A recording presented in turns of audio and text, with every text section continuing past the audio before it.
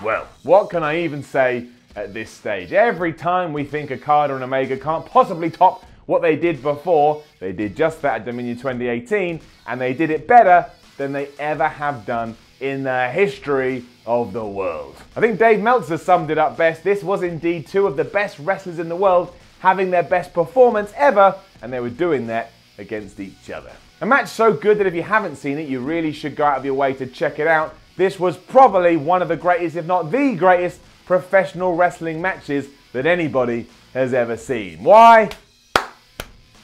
Here's why.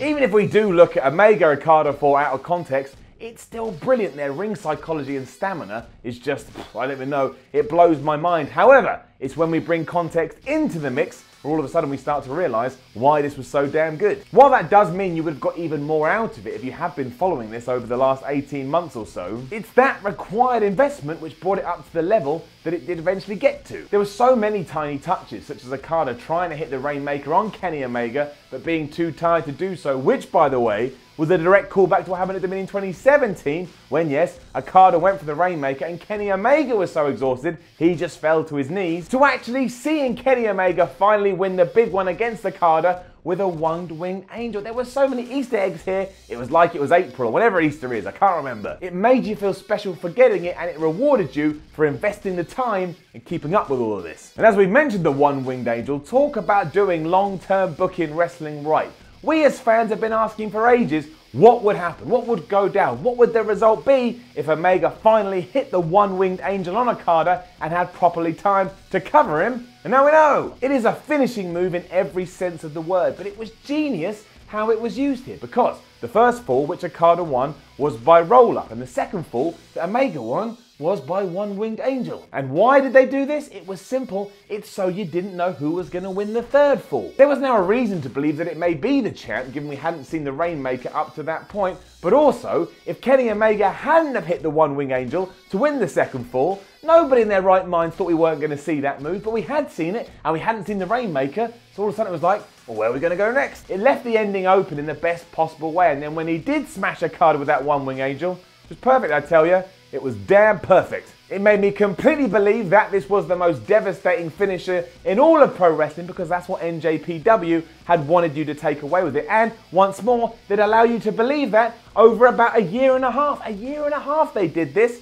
and it worked. I'm terrified of that thing now. Terrified. It almost seems too simple, right? Almost seems like something that all wrestling promotions should be doing, because look what happens when, you take your time to do things. There was more to this as well, given how long the damn thing went. Now, I can't remember specifically off the top of my head, but I think we got the first fall after about 30 minutes and the second fall after 15 minutes, which meant the last 15 minutes was just two dudes trying to muster up the energy, even though they were absolutely spent. It was wonderful, especially because when you actually looked at what they were doing, you knew, my word, these guys can keep going. So, both from a storytelling aspect, it was unbelievable. And then from like a nerdy geek wrestling point of view, like, these guys can just keep going, even though we're well over an hour.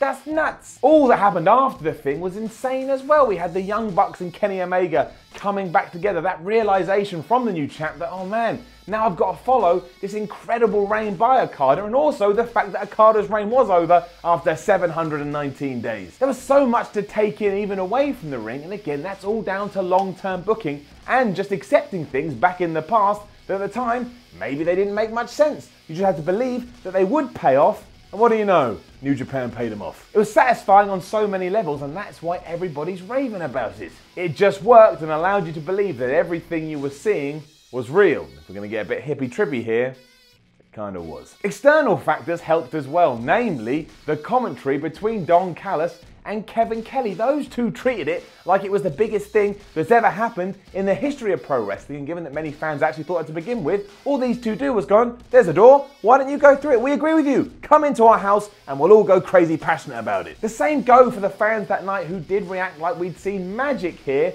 and when you put that all in a cauldron and you stir it, there's no two ways about it. You're going to get magic back. If you give magic, you get magic. It should be the currency of wrestling. Everything that makes wrestling special was here. And also, I think we saw like 15 V-triggers. I think it was 15 and not one of them felt out of place.